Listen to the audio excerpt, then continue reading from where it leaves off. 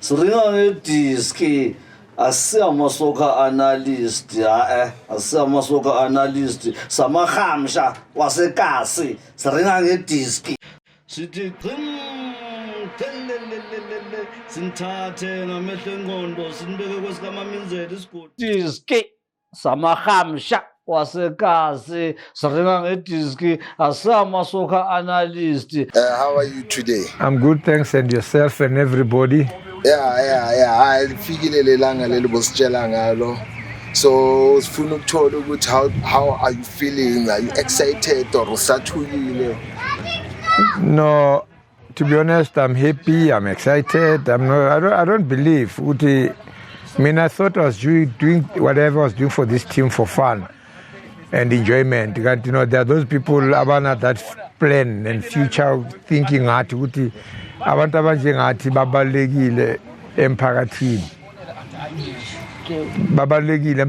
abantu abanjengalaba abafana nathi njengoba namhlanje sibiziwe kuwo lamakhaza sizile, but because of abafana bathi bafuna ukuyenza lento, that's why I'm here, and I appreciate ama plans wabo regarding i-team yabo nokuthi sikhumbuzane kudala saseyithi. Yeah, so are you happy seeing your players? Sebahroti, abona abanye bafike ngeikara. Yonke into. No, ngibajabulele. Kusho ukuthi isandla sami sihle because angibonanga isport. Ngeke bebephuza but bafana nami besiphuza nje ngetiming bengazwani nalento le, but bengima kufuze bajabule ngoba i-alcohol emzimbeni umuntu uyafuneka. But what I'm happy about, most of these boys banabafazi, I'm the one engibalobolele. Yeah, and bengithi Mr. Mzarwa kahle ngibabuza ngithi manaye mina ngifila ukuthi this team need to come back this year kahle or next year ngoba manje September. So what was your thought ukuthi i-team ibuye uyicoach futhi because you still fresh and ushilo wathi more than fresh? Inkanje ukuthi bafethu mina, to be honest, iGauteng sengigrade ngayo. Benginemishinji yokurelocate tadanye akithi eMpumalanga or Limpopo, either way. But yona ibhola, to be honest with you, sengimdala ngikhulile and bathi kusinakudedelwane, but not to say now that sengimdala ngipension ngikhulile, I can't come and help. Wherever they need my assistance, I will do that. And as ngizwe one of the boys athi kule development ezayo we can still be there, see assist here and there, sibagayide ukuthi benze into right. I'm willing, if they still want us to be part and to be together, I'm available for them. All right, ngoba ngiyakuzwa ukuthi sothi vele sogugile, do you have any wise words lezi ukuthi unganika ama-coach lawa wasekasi azokalayo aqalayo ukuthi kahle bakhona ukudiscipline ama-team wabo, ama-players ukuthi basipane kanjani so that nabo bakhona ukuba successful as your players are successful and you are? Iqala ngawe yonke into iqala ngawe. If I'm a coach, I'm not disciplined, my team won't be disciplined. If I'm a coach, I'm not focused, my team won't focus. So in football, back to 3 Ds, mabewasho: discipline, dedication, and determination. Bengibelieve kuleyo nto leyo. So ukuba mina ngiziphatha kahle nabafana bami kunjalo, and if ngazo omunye umuntu ngihlonipha nabo bazohlonipheka.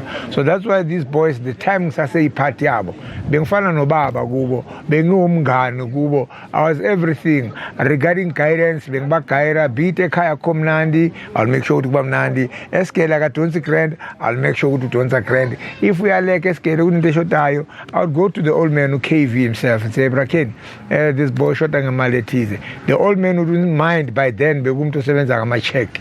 You wouldn't mind to give me a check of such a big amount ukuthi umfana uyabhadala esikoleni abe right. Yeah, ngoba besiloku sikhuluma nangamalika akamloyi. That's why mina ngicizelele ukuthi mani Bucks ngathi ngabuya sibabone la show nanokhona abanye botikitiki bano. Yabona bothabo muki bano bakhona bo Steve Likule abano bakhona. But now asikhona ukubabona ngoba manje le ntwana lezi man ama tournament ano awika ngo understand. Into emosha ama tournament wamanje ile mali. Whenever there's a tournament, the biggest, such a big stake, 100,000 first prize, 200,000. So abafana basadlalela promotion. Sidlala nini game iphele siwine sharing yoku bayophuza. Abanye imali ayifiki nasekhaya. And then abanye bagcina sebalwa nama-official wabo kulelwa lenyuko.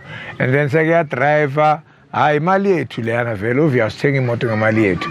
Then that thing umfana oba demoralized agcina ibhola sakalijida. But with the Moloi games, like I once told you the other time, in those games, if call for instance sitting in peak Emletsane, you know when that township had to play, everyone will come in time. When that boy gets the ball, that's hell breaks. Ngoba no into eyi-one engiyibonile, it was izolo ku game yePirates. I-commentator igcina isho ithi hey man sibonga i-diski if labafana mangabazange ukubana ne-diski tournament benyeke sibabone mina ngithi hayi man abantu ababhali sibabona ngomlo tournament so sho ukuthi DStv nayo seshayeyayo uyi-diski ukuthi le ntwana encane fanele manje sizame ukuthi zingene kulawo ma-tournament we-diski ukuthi siqhubeke zingene kuma-big teams.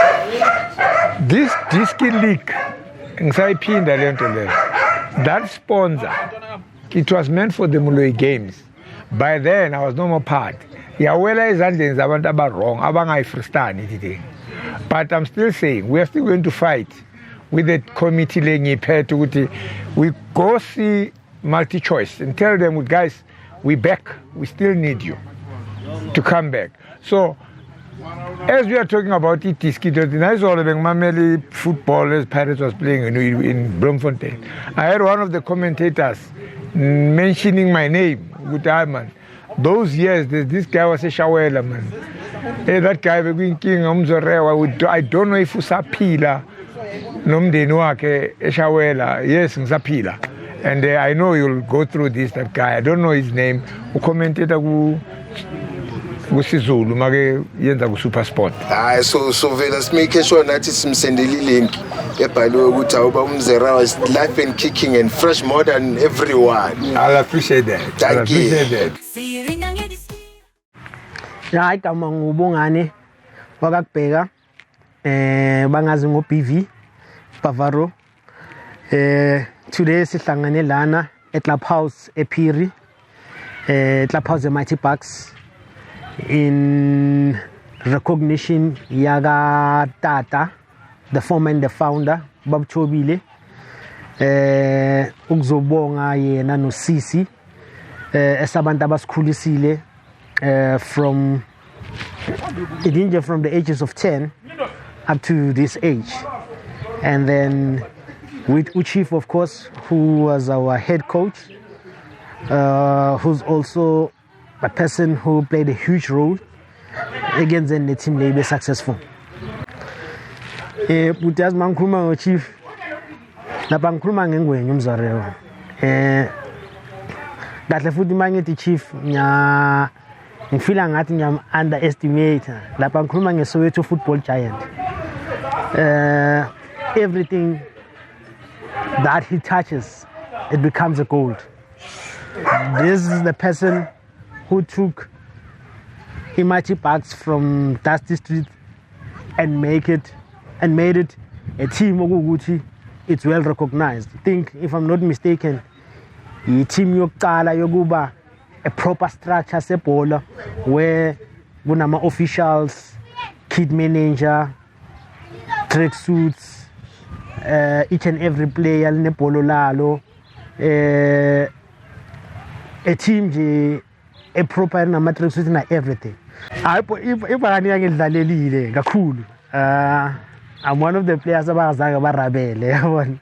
So bengishaya 3, ngishaya 10. Ngidlale from under 17, under 20, and promoted to first team. So angicabangi nodilasi ukuthi niwisi Mighty Bucks for i-youth layer manje.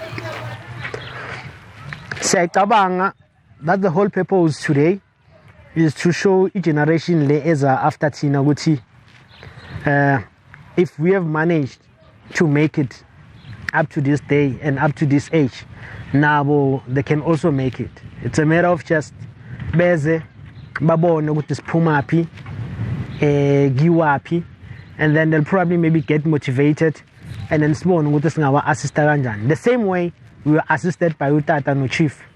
I think that we can also give back to the new generation.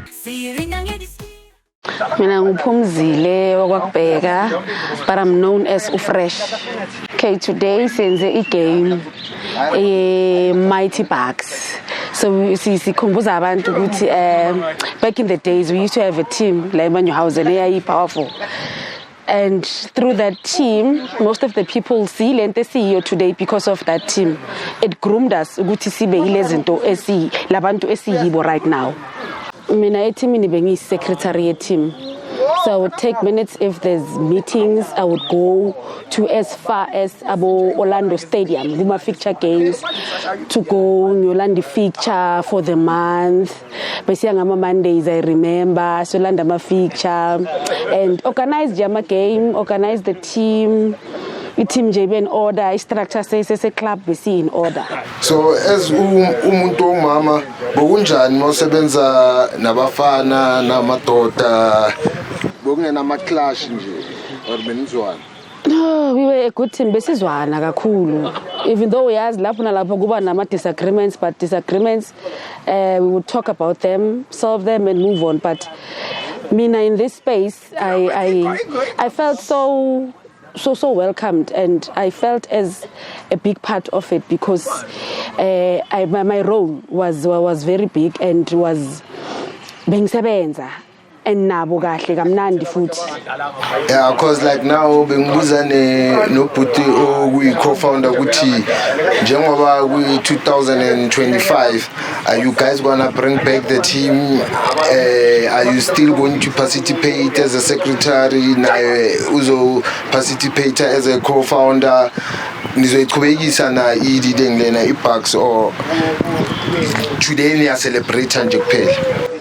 Today it's a start of something new from what we had before. We are thinking ukuthi sibuyisele, looking at the way things are at the moment. La eWodini, we have so much yabantwana abangana anything to do. So we're thinking ukuthi mhlambe masingabuyisa lento yebhola esports singaba khipha kulezi zinto snacks ezenzakala, because now most of the youth sezingene kulama groups of snacks wamapantsula and stuff. But if we could have a team ezoba kept busy balibele badlala and find maybe ama games or teams azobathatha abayenze something. If they could get something out of this, then I think we'd be happy. iBucks yona sizoyibuyisa and hoping ukuthi izophumelela and make a change, make a difference in our ward, because we are all about change. Igama uSimpiwe, but known as Umjepa or Macarena. Actually today we are here just to celebrate Samajita as Sakala team. So actually we are trying to sihlangane actually try ukubonga uTata kunombu baba bathu Tata no Sisi Mpumi, hence bako abantu ababesivulele team. So we are here just to thank them for now, just having a game and have some fun just for a day. Mina la itimini I was one of the founders with Mighty Bucks. Yithe saqala Mighty Bucks from scratch. Ukuthi sazi ukuthi amajita siwasondeza. My plan was to ukuthi ngisondeza amajita together, hence ubona ukuthi most of the intwana engangizicoacha zisasemnandi and azange zibe involved to drugs and some sort of bad stuff. So that was my aim. So ukuthi uwe Orlando uBramzere ukuthi azocoacha the Mighty Bucks. Yeah, uMzere wa masiqala team we besiz coach athina. So ngambona and then knowing him ngamlanda ngamcela ukuthi sicela azosijoin team and then kube ucoach wethu as besimazi ukuthi vele bekumuntu ogrand ocoacha. Mighty Bucks the Mighty Bucks was formed when, because there was Mighty Bucks and then there was KV Mighty Bucks. And then in Mighty Bucks was the first layer qalwa yithi nabokere sisazisokolela noTata, which was I think around I think it qala ngabo 90s. No, not 90s, 2000 in 2005, if I'm not mistaken. And then thereafter was KV Mighty Bucks, which was a team saying the sponsor lapho sisiphila kamnandi ke, of which I think it was around 2015-16, if I'm not mistaken. So as a co-founder, ucabanga ukuthi uyibuyise Mighty Bucks for today's youth. That's the purpose. Njengoba usibona sila today sizama ukwenza leyo nto leyo, sizama ukuthi sibuyise and sibonise nale intwana ezisakhulu ukuthi yazi there's still time, and mabe involved ku soccer bangayenza into ezibhaya ezibhedayo yabo. Hence ubona namhlanje there's drugs, there's into snacks, so mabe bangaba committed ku disc babuye badlale. Hence ubona sizama ukuthi sihlanganise la idea, sifuna ukuthi siqale futhi kube into esingaba mhlambe twice a year sibe ne season efana nalezi. Alright, sabonga puti. Lona uNduku wakabheka. Baba, sicela ukubuza mani kancane bathi bukhona enye team bathi Mighty Bucks. iMighty Bucks bekuyi team enjani kahle kahle? Can you usicocele nje kancane ngayo? iMighty Bucks bokuyi club yala elokishini. Sayiqala nabafana abasakhula la elokishini sizama ukuqoqa i-youth ukuthi iphume entweni ezingalunganga. Sayiqala ngathi siyadlala saba nenhlanhla, sathola umunye ubaba bathi Abraham Zerere wazosi motivate eklabini, waba yicoacher, wakhulisa iklabhu yaba nkulu, yadlala amagame amaningi, idlala ama-tournament amaningi, kusho ukuthi top team nje la e-X-Station. Oh, so when Baba, you a supporter, even part of the community, to support the team. Number one supporter, bengithanda ngenhliziyo yami yonke le team le. Ngoba bengiloku ngibabuza nabo ama co-founder ku time man. Njengoba sokuyi 2025 and ama drugs seka west manje, njengoba usho ukuthi before benokuthi nje niwanciphise nithathe neincosi nizenze ukuthi nizibe busy ngediski. Like now ama drugs seka west, so I was asking this question ukuthi don't you think ukuthi Mighty Bucks ifanele ibuye? Singajabula kabi mabangathi yabuya ngoba italent belikhona, nama drugs mkhamba ngaphela more manje ke ngoba ayiseke into enziwayo. Ngoba manje it's nice even when masizwa from the supporter ukuthi the number one supporter uthi i-team vele it will be nice ukuthi ibuye. Singajabula kakhulu ngoba nalomuntu bebayiziphethe bebayiphethe ngesandla esihle and basase fresh, they can still run the team. Bangayizama ngendlela eziningi futhi. Thank you Tema. Igama lami nguThobile Jafta. Baba sicela usicocele kancane ngeMighty Bucks and usitshela ukuthi wena how are you involved in the Mighty Bucks kahle? Ngo-1992 ndacela nje abafana bami balena 12 years ndathi make ndivule iclub, kwangoba omjebha noMakhaphethu nokere ba bantwana bami ngathi nihleli njena akho nto eniyenzayo, make ndize neskipa, ndeza neskipa ndabanika iskipa badlala. Eso skipa eso zange ndisithenge, ndandisifumene erenkini phi eNorth apho ndandisebenza khona. Kuze kuvuleke iMighty Bucks. iMighty Bucks yakhuphuka ke ukuze ndizikhotshela mna ngokwami, ndaze ndafumana indoda ekuthiwa nguMzerewe yandikhotsha ukuze iMighty Bucks yaya phezulu yazodlala eligini. Ndilungiswa ngubani, uMzethi wazondifakela ne-sponsor. Isponsor sani bebasibiza kodwa i-KV ukuze ibe phezulu lapha eSoweto yaqala uMzerewe ngale club kuthiwa iMighty Bucks. ngeMighty Bucks. Ewe. So namhlanje ngizwa bathi bayan honora. So wena ufila kanjani baba mama? Well, ngifila kakhulu abantwana bami ndisaphila xa bendibonga into endayenzeyo apha kule Phiri extension. So manje baba awucabanga ukuthi iMighty Bucks kumele ibuye njengoba khona manje mangithi ngiyabheka ama drugs ayiseka too much nengane sihlile ngoba azina anything eziyenzayo. Kudala abantu befika pha kumintwana omnye uThemba walesinawana sithi tata make sivuse le club iMighty Bucks nabanye abaninzi bathi kanti i-10 make phinde ivuke nami bangaba amandla nawo nabanye abantu banawo amandla certificate ninaso sayo iMighty Bucks ingavuka. Hayi mayivuke ayivuke ba siyabonga tata enkosi. All right, coach. Welcome, who's it? Yeah, grand.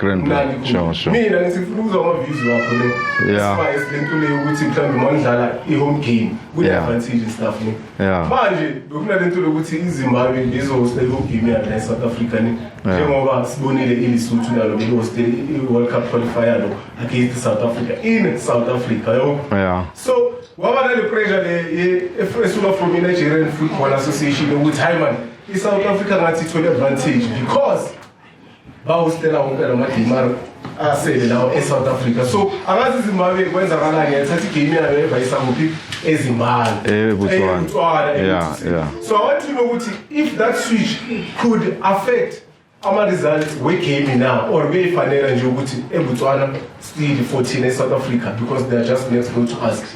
Angeke isaffect lento le beyifanela nje ngoba sisekhaya. No, I think it's still the same as Botswana. Yeah, into eyi-one efanayo. Into nje ezo differ i-attitude ne-preparation. Into ezo-determine ama-results. So if ever thina si-prepared and willing to, ngibona amajita vele we are ambitious yabo. And then nazo lezi zinto lezi ngibona zizoba-builda kakhulu going forward ngoba bazoya kulelo game lelo. Bazi ukuthi nakanjani kumele bathole 3 points ngoba into important for South Africa manje ukuthi bawuthole nje i-maximum of 6 points kulama game abazowadlala remaining. Yiyo into ezobenza ukuthi baye ku-World Cup ukuthi basazobheka ukudlala ama-draws or whatsoever ngeke basebenzele approach i-game leli abayodlala neZimbabwe kumele bala-approache nga-very same attitude le aba-approach i-game eLesotho ngayo. Yiyo into ezobasebenzela leyo. And then bakhona ukukora early and then iZimbabwe iyazi naye aware ukuthi South Africa iza ngani. So if ever bazokhona ukukora early kuzoba easy for bona ukuthi lelo game lelo bangalitrail until kuze kuyophela igame. Alright, so since last week ngizwe iFIFA ngithi yakhuluma khona le ndaba le 3 points sidle iLesotho that time with an ineligible player. Mkwena, yeah. So iFIFA now they've opened officially disciplinary proceedings. Yes. So psychologically, I want to find out which will the 2 games they against Zimbabwe and Rwanda. Yeah. How do you think would that gonna affect the players psychologically? You know, we with Esad. If FIFA now certain points and stuff. I think a player are ready. Badlala wonke lama game lawo ba alert ukuthi at the end kuzokwenzakalani. Badlala wonke lama game bazi ukuthi isazobuya that case kaMkweni ngoba yazi iFIFA ivele idile ngama case immediately, but at the end towards ama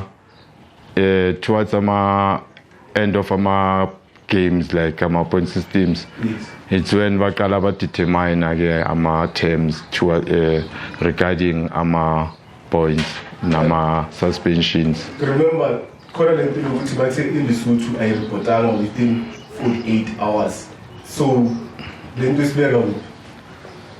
Well, angeke uzothembe because it's South Africa, I understand. But yakhumbula lastly nathi sike saba na very same saga ngai World Cup qualifier against iGhana. Na iGhana iyasebenzisa iplay lingekho, we understand. So for Tina sa reporter as early as, but the case is shy. So that's why ngithi angeke uzwazi ukuthi kuzokwenzakalani kwi-verdict. Uyabo. Ngamanye amagama uthi iFIFA inama-favoritism. No, into lokuthi kanti bafuna iNigeria ile eWorld Cup because yiyo ngathi i-superiority Bafana in terms of nama-sponsors ne. But obviously when you gonna put iNigeria World Cup, ama-sponsors obviously afuna ukuthi Bafana. Na last time basho kanje ngithi ngeGhana bokunaleyo nkulumo leyo conspiracy leyo sort of ukuthi no iGhana will represent Africa better because banama international players and then we understand, but mabafika kwi-World Cup azange ize reflected the way bona bebayicabange ngakhona. We understand.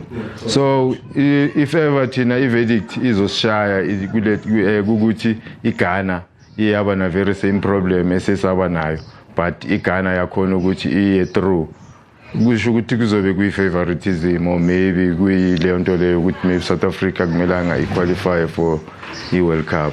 So that's why ngithi bona ukuya kulama games lawa nje into kumele basitshele yona nje ukuthi bo collector i6 points, positive attitude, and then they'll go through to i-World Cup. And ama player wethu vele into engisho ukuthi ba ambitious, they are willing to mawubheka nje nakuma club level uyabona nawe ukuthi something is coming. Kusafani na previously ukuthi sizolanda iplayer lingadlali ngale uyabo ngidlala ngoba naku li overseas li recommend somebody from maybe from Goofy kusafa ukuthi umuntu osokumela adlale uyabo, but manje at least uHugo Bros yakhona ukuzibonela ama player la within iBetway and unedebt selapha nje kule nto kafani leke rayisho ufani mayelana nokuthi ama player mhlawumbe izowa affecta lento my points. Sasenale case. Izowa affecta ama player. Ama player soziprova kuHugo Bros. Player zama ukuziprova ukuthi mina ngikhona. And represent the squad. Nalo Tebogo engikhala ngaye. Space sakhe singavaleka anytime. Zinombuzo for wena ne. Nomshisha. Recently ngizoya amajitapaya especially lawa bewa representative Bafana kule AFCON winning squad in 1996 ne. Bathi Clive Parker. But at least when we went into the Isafa, we honore the stage Isafa House because of the contribution I get towards South African football. So you understand what according to your understanding, what you have back now what you can just deserve stage now is the contribution. So to me now. As an African, yes, as a South African, as an African, not specifically as a South African, as an African, I don't believe too much. There's those issue for Stony Kumundo cheese because the issue so the issue zingani. Mas nathi bonke masingabuyela kulabantu bakakhongolose sibonke sibashayela iy'teshu abobantu sibashayela iy'teshu siyabonga lokhu uClive Parker kwenzile for Bafana because was the first coach Bafana eyabuya ne-Africa Cup of Nations but nabanye basazokwenza lokho bangichubeka sogcina siney'teshu ezingane uma ngabe basesenzisa kaClive Parker fanele siye Safa House. Yes, yeah, as the first person, the first South African coach. Yeah, I support the Safa House. Yeah. He's your coach. Yeah, ngithi ukuthi bangasithatha abasise Safa House ngiyayisupport kakhulu. Ngoba Safa House is FNB, uyabo. Yeah. So ila vele history yenza kakhona kakhulu. So he deserves to be honored. Yeah. As the first South African coach to ever win any championship in Bafana. Yeah, no matter what Bangabasa Zovela after. Yeah, and as the first person, he deserves. Going first, my brother, it's first democratically. Yeah,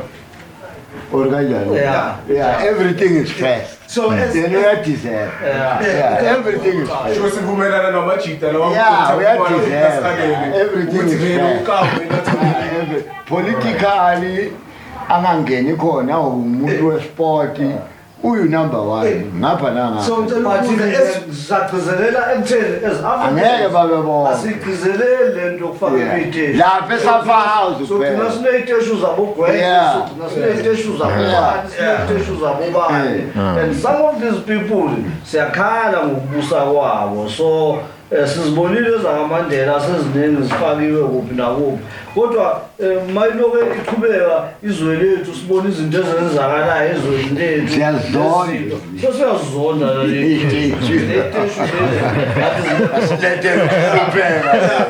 ubafosa ngiyamsupporta wona kuleya ka-Clive Park bayasifaka isiteji lapha ne then after that akekho omunye umuntu kuyoba nje imibhaka engaphansi kwabhaka ukuthi lo ulandela ubhaka 19 bani walithatha kanjalo ubhaka ngaphansi kwakho ubhaka yena emini naye bonke phela bangamenzi ukuthi adlule ibhilidi alingane kuningi sekuzofola la under yena otherwise iteshi izobhala yonke izothi mina ngibheke ubhaka ngiyayisupporta leyo show right ukuthi futhi lapha Safa-House ukuthi vele singabi nento eningi sibe nje like reception bangasibeki lapha isilungu lesisabo kuma-pot lapha kufanele ngabe kutshala amablomu khona ungene kuvula umnyango nangu ubingelela ubhaka nangu uhlezi kuqala before yobona indlela because singakhuluma nje ngobhaka uyathola sithi hayi akubekwa isiteshi usalabhaka wayekungabekwa esakapheza mndawonye uyayibona wayekungabekwa esamajida acontributile kwempela ediskini lase-South Africa ngoba naye ube yikhotsha uqashiwe waba yikhotsha so uhluke ngani kumntawonye uhluke ngani kuJomososo uhluke ngani ku-Ivory esintsholeni so Jomosana kuNtsweleni kumgabadeli udladla kuzithi kuningi singakhuluma mara-ke angeke siphikisane nabo-doctor uyathola lento leyo amaplayer asebenzela ubhaka isifiso sawo lokho mara bababuya kithi wemzediski mhlawumbe soyihlaba le ndaba mara sithi mayenzeni. Haya sibonge siyagcizelela sithi silandele kule podcast yethu siringa ngediski asiya masuka commentator samajida wasekasi Afrostan idiski adlalile idiski that's why siringa ngediski yes ya yibungikijane laba